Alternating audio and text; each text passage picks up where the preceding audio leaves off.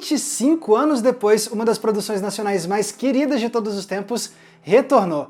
João Grilo e Chicó voltaram às telas dos nossos cinemas com O Alto da Compadecida 2. Dirigido novamente por Guel Arraes, que dessa vez divide a direção com Flávia Lacerda. Mas como continuar essa história sem ter um texto do Ariano Suassuna como base? E será que a parte 2 está à altura da parte 1? Eu sou o Max Valarezo e hoje eu vou contar pra vocês o que eu achei de O Alto da Compadecida 2. Até porque em 2024 eu maratonei todas as adaptações cinematográficas de O Alto da Compadecida pra comparar e fazer um vídeo aqui pra vocês no Entreplanos. E vocês gostaram demais, esse foi o segundo conteúdo mais visto em todo 2024 aqui no canal. Mas eu lancei aquele vídeo antes da estreia de O Alto da Compadecida 2, então muitos de vocês devem estar se perguntando o que eu achei dessa continuação. Pois bem, agora que eu voltei recentemente das minhas férias e pude finalmente conferir essa parte 2, tá na hora de contar a minha opinião. Mas vale o aviso de que para dizer tudo que eu quero falar nessa análise, eu preciso dar spoilers de O Alto da Compadecida 2. Então fiquem avisados. Continua aqui? Então vamos falar do retorno de João Grilo e de Chicó aos cinemas brasileiros.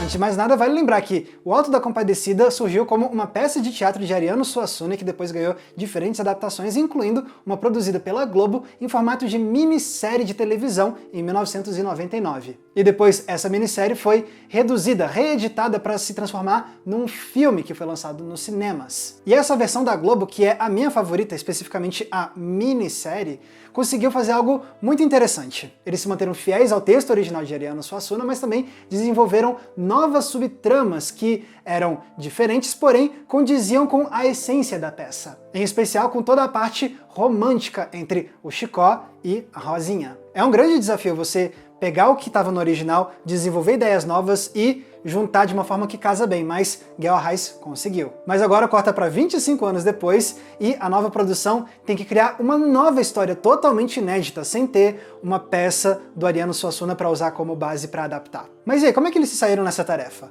Bom, eles tentaram se garantir montando um baita time de roteiristas. O roteiro de O Alto da Compadecida 2 é assinado novamente pelos mesmos 3 co-roteiristas da versão de 99, Guel Arraes, João Falcão e Adriana Falcão. Só que dessa vez eles se juntam também ao Jorge Furtado, que é um dos mais renomados roteiristas brasileiros das últimas décadas. E o caminho que esse time de roteiristas escolheu foi seguir basicamente a mesma fórmula da parte 1, só que trazendo algumas inspirações em outra peça do Ariano Suassuna, A Farsa da Boa Preguiça. Mas são só alguns elementos nos personagens e algumas ideias, não é de fato uma adaptação totalmente fiel a essa outra peça do Ariano Suassuna, não, é só uma leve inspiração. E assim a gente começa a parte 2 então, reencontrando o Chicó, morando sozinho lá na igreja, sem João Grilo e sem Rosinha, sua esposa, que saíram das suas vidas por motivos que a gente vai descobrir depois. Mas não demora muito pro João Grilo entrar em cena novamente, entrar de novo na vida do Chicó, para que eles possam ter esse reencontro caloroso e, obviamente, começar a ter um monte de problemas na cidade de Itaperoá. Eles vão se envolver com novos personagens, vão se envolver com a política local e, é claro, vão tentar fazer isso sempre se dando bem.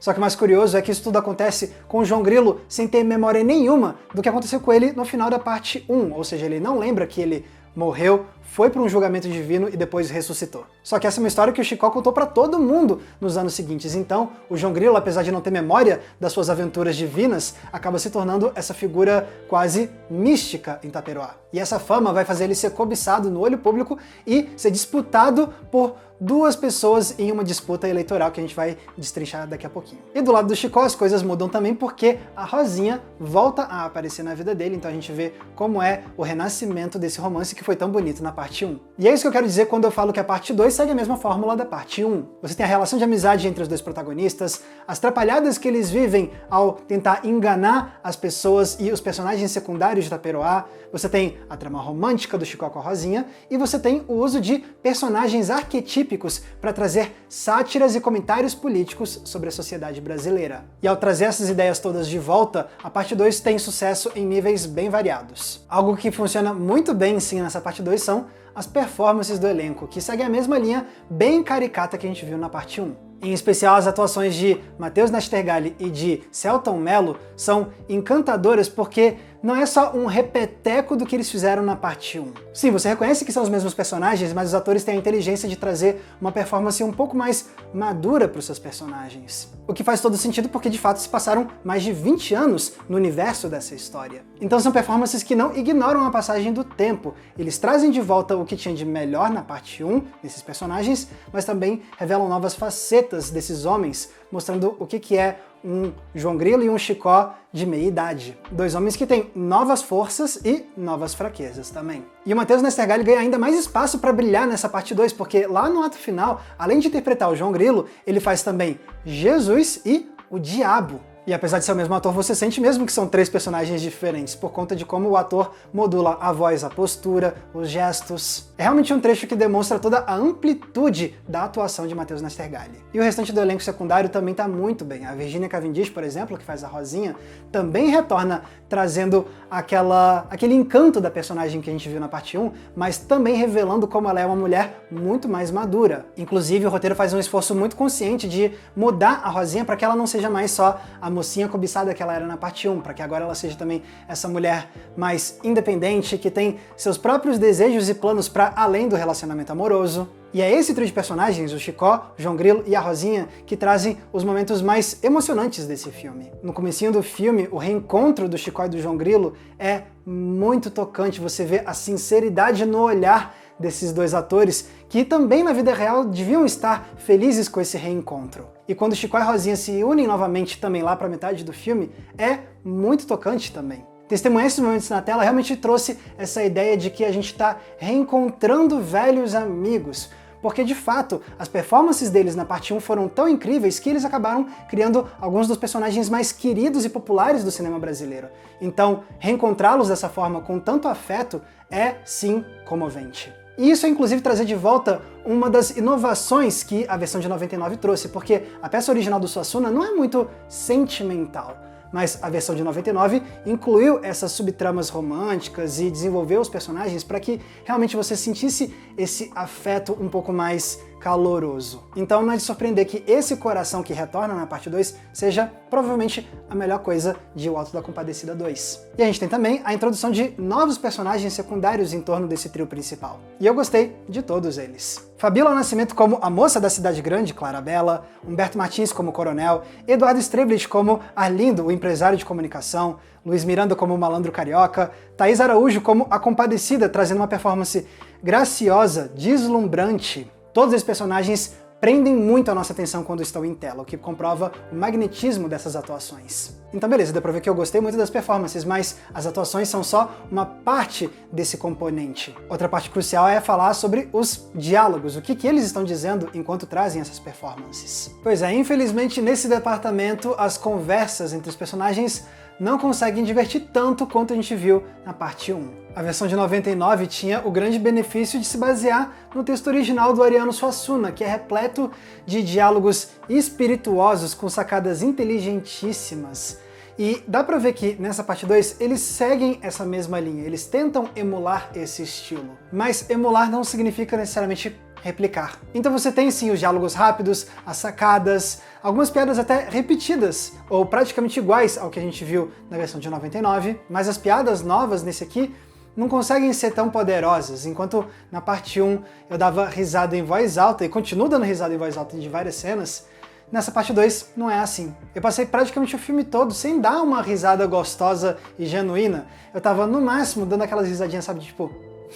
Isso cria um descompasso, né? Eu acabei de elogiar as performances e, de fato, na parte de atuação cômica, funciona muito bem. Eles têm o ritmo cômico muito bom e preciso, realmente praticado e que faz parecer também natural. Mas se o que está sendo dito nessa performance rítmica e cômica tão precisa não é tão divertido assim, realmente você fica com um sentimento de incompletude. Então é nesse departamento dos diálogos, provavelmente, que eu mais sinto o peso da ausência do Ariano Suassuna. E isso é um problema para o filme porque a parte do humor é um dos principais pilares dessa obra. Só que ele fica enfraquecido. Porém, em O Alto da Compadecida, o humor não tá lá só pra fazer a gente rir, mas também pra fazer a gente refletir. Vamos lembrar que no original a gente tem uma série de cenas hilárias e mirabolantes que, no fundo, servem para revelar a corrupção da igreja e o poder que o coronelismo exerceu no passado brasileiro. Pois bem, essa parte 2 tenta honrar esse senso crítico da peça original e da versão de 99, só que com algumas mudanças. Porém, dessa vez eles deixam praticamente de lado todo comentário sobre igreja e se focam mais em política, porque eles introduzem o coronel e o empresário, que são duas das figuras mais influentes e poderosas da cidade nesse momento e que vão se enfrentar numa disputa eleitoral para o cargo de prefeito. E individualmente cada um desses personagens introduz comentários e críticas bem pertinentes. O coronel tá lá para fazer o filme refletir principalmente sobre autoritarismo e sobre o abuso de poder perpetuado por elites. Já o Arlindo tá lá para satirizar o monopólio capitalista e a manipulação da opinião pública por meio dos veículos de comunicação. Sem contar que os dois personagens são unidos por uma mesma representação crítica de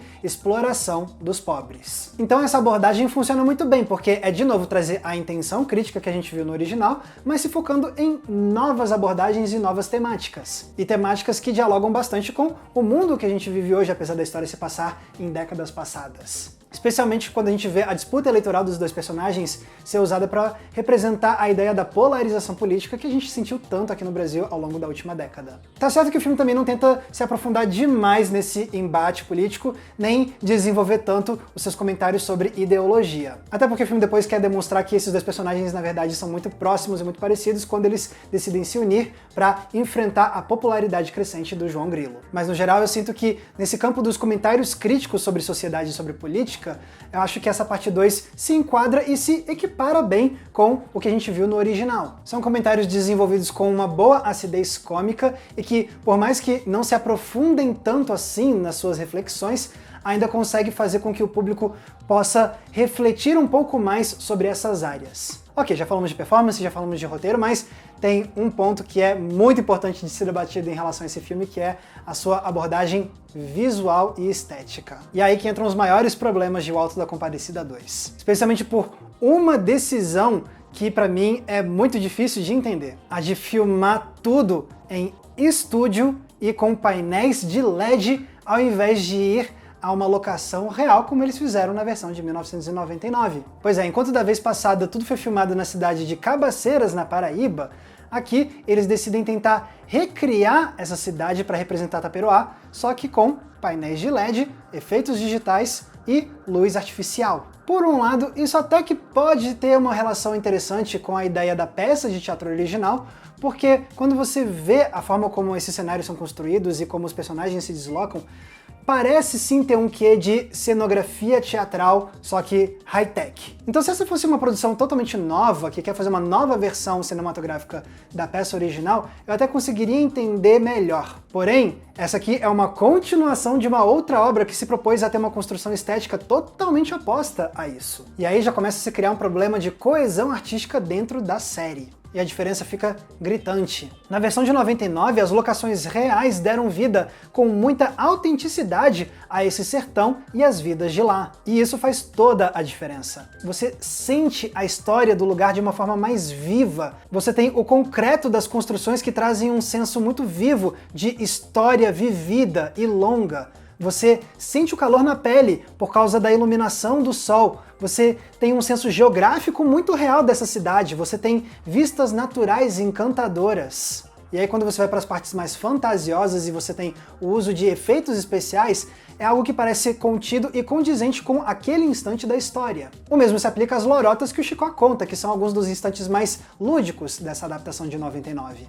Mas aí vem a parte 2 e em vez de retomar essa ideia da locação real, eles decidem filmar tudo no Projac da Rede Globo, lá no Rio de Janeiro. Então você não tem mais as construções, não tem mais a luz natural, não tem mais a natureza deslumbrante. Não, é tudo cenografia artificial e digital. Então você não tem mais o sertão, você tem um simulacro digital do sertão. E não importa quantas vezes você tente se convencer que as imagens nos telões de LED são tão genuínas e convincentes quanto a locação real, não dá. Você sente, você percebe de uma forma muito instintiva que aquilo é tão artificial que você não consegue mais ter a mesma alma do cenário genuíno que a gente tinha visto em 1999. Você sente isso até com a fotografia, porque você pode até ter as luzes artificiais tentando emular uma luz natural, mas você não só deixa de sentir esse calor natural, mas também sente que muitas vezes os personagens estão muito escurecidos por sombras e penumbras. Isso cria um descompasso até com as performances que eu elogiei tanto. Essas atuações têm tanta alma, são tão vivas, que dá uma pena você ver isso ser cercado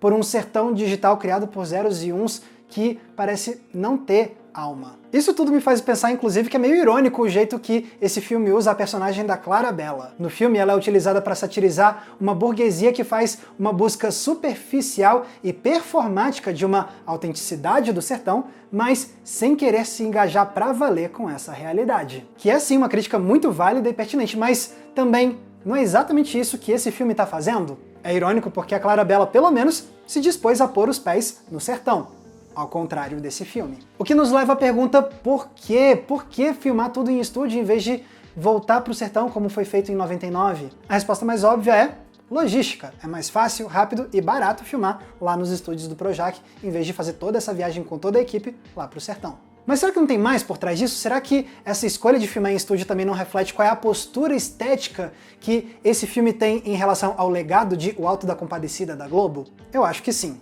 E eu já vou explicar o porquê, mas antes, se você chegou até esse ponto do vídeo e tá curtindo o conteúdo, deixa o seu like, se inscreve aqui no canal porque isso ajuda muito a gente. E se você quer acesso a conteúdos exclusivos que eu preparo para nossa comunidade de apoiadores, incluindo o Cineclube Entre Planos, fica aqui até o final do vídeo que eu vou te ensinar como. Então beleza, mas o que eu tava falando mesmo? Ah, é de como essa escolha de filmar em estúdio reflete a postura estética desse filme com o legado de O Alto da Compadecida. Eu sinto que a versão de 99 e essa continuação têm dois objetivos muito diferentes. A versão de 99 queria adaptar a peça de Ariano Suassuna e levar isso para as massas. Já a parte 2 está preocupado com outra coisa. O seu objetivo principal é perpetuar a versão da Globo de O Alto da Compadecida como um grande monumento da cultura pop brasileira. A peça original do Ariano Suassuna é um grande exemplo de manifestação de cultura popular. Mas cultura popular e cultura pop são duas coisas diferentes, porque aí no meio tem um processo de industrialização. Então, quando a peça do Suassuna passa a ser adaptada para o cinema e para a TV, em especial com a versão da Globo, você pega essa parte da cultura popular e passa por esse processo de industrialização e de massificação. E que bom que isso aconteceu, porque como eu comentei no meu vídeo passado, isso deu origem a adaptações fascinantes e divertidas da peça do Suassuna, e que ajudaram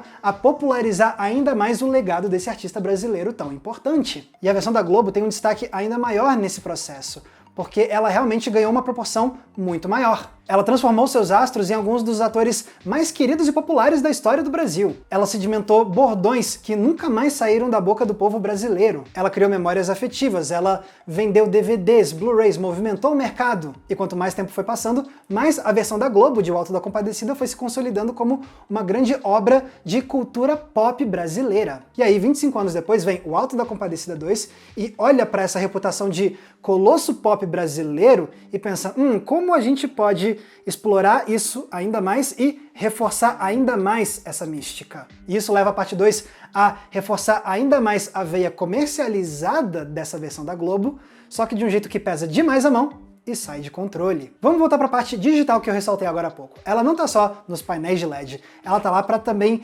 criar animais, para criar cenários, objetos de cena, mas muitas vezes esse uso de computação gráfica lembra demais alguns comerciais que a gente vê na televisão mesmo, que usam esse tipo de estética e esse tipo de computação gráfica. Outra coisa que me chama a atenção é a ideia do fanservice que tem nesse filme. Fanservice é aquele momento de um filme que é cuidadosamente planejado para agradar e fazer um carinho nos fãs de longa data de algo. É uma referência sutil a algo que está na versão anterior ou no material de origem, é a repetição de algo que a gente não vê há muitas décadas, e por aí vai. Porque a ideia é criar aquele senso de reconhecimento de quem é muito fã mesmo, e olha só, eu estou sendo enxergado por essa produção. É uma lógica que se perpetuou muito na era dos filmes de super-herói, Marvel e DC, por exemplo. E a gente vê isso em O Alto da Compadecida 2, com as referências e as coisas que eles puxam de volta da parte 1, que são as que os fãs mais lembram com carinho. Em especial com o Chicó, né? Na primeira lorota que ele conta no filme, pronto, você já vê chegando ali, ó, quilômetros de distância, tá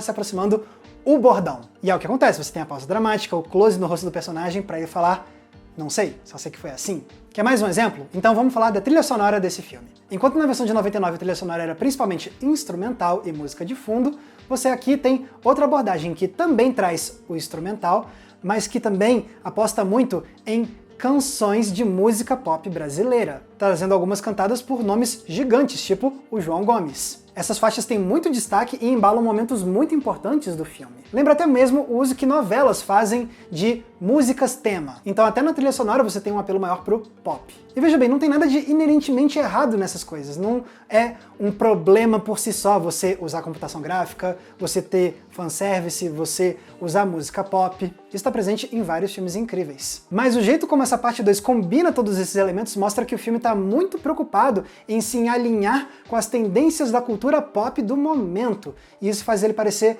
muito mais comercializado do que o que a gente viu em 1999. E talvez a maior prova disso seja o fato de que nesse filme tem literalmente um comercial. Você tem, sim, um merchandising muito descarado de uma certa marca de cerveja. E não é nada discreto, é um negócio tipo pá, close na marca, no rótulo da cerveja, a garrafa servindo os copos e as pessoas, que demais essa cerveja. E isso acontece mais de uma vez. E isso ficou tão saliente, eu fiquei de cara vendo, eu não acredito, uma propaganda, um merchandising tão na cara dura assim, no meio de uma história de O Auto da Compadecida. Sério mesmo? Percebe, então, qual é a lógica que permeia nesse filme? Ele tá tão preocupado em fazer O Auto da Compadecida da Globo parecer um grande produto pop que ele acaba saindo de controle e faz a continuação parecer, na verdade, um Auto da Compadecida ultraprocessado. Sim, ultraprocessado. Nele você até reconhece qual é o sabor original que ele quer evocar. E sim, ele consegue ser gostoso em certos momentos. Mas ele foi criado por um processamento estético tão intenso de comercialização que, no fim,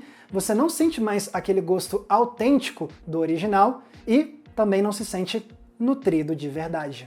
No fim, eu não vou negar que é nostálgica e encantadora sim, essa nova chance que a gente ganhou de se reencontrar com o João Grilo e com o Chicó, que ainda são os grandes responsáveis por preservar o coração pulsante dessa obra. Mas ao ultraprocessar O Auto da Compadecida de Ariano Suassuna, essa continuação acaba perdendo muito da alma que fez a gente se encantar com a versão de 99. E por isso eu fico pensando muito na cena final de O Auto da Compadecida 2, quando o João Grilo ressuscita pela segunda vez e deixa todo mundo em êxtase. Idealmente é com esse ânimo que a gente deveria sair da sala de cinema depois de ver esse filme. Mas é uma pena. O Auto da Compadecida 2 acaba se provando como uma segunda ressurreição muito menos empolgante e poderosa.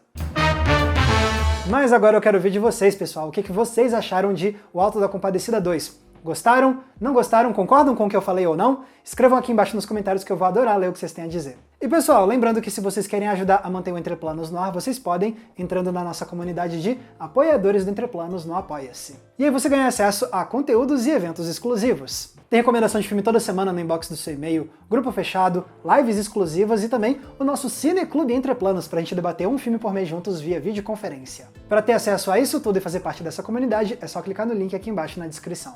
Lembrando também que se quiserem me acompanhar nas redes sociais, é muito fácil, basta me procurarem usando os nomes que estão aparecendo aqui embaixo de mim. Mais uma vez, muito obrigado pela audiência, um abraço e até a próxima sessão.